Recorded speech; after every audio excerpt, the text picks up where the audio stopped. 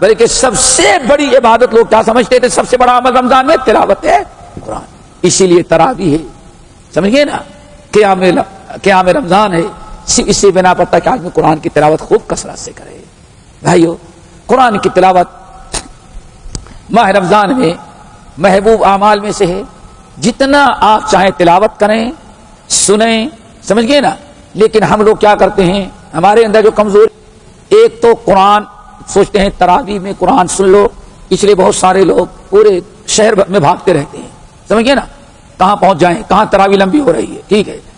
اور کچھ لوگ اور کیا ہے، بھائی ٹی وی آن کر دو، مکے کی حرمین کی تراویح آتی رہتی، سنتے رہو، کھول کر کے پڑھنے کی، اللہ اکبر، کتنی برکت سے محروم ہوئے۔ اللہ سے کیا فرماتے؟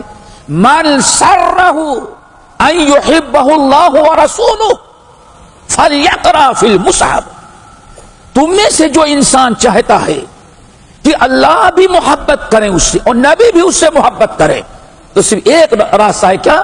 قرآن کھول کر کے مصحف میں دیکھ کر کے تلاوت قرآن کرے۔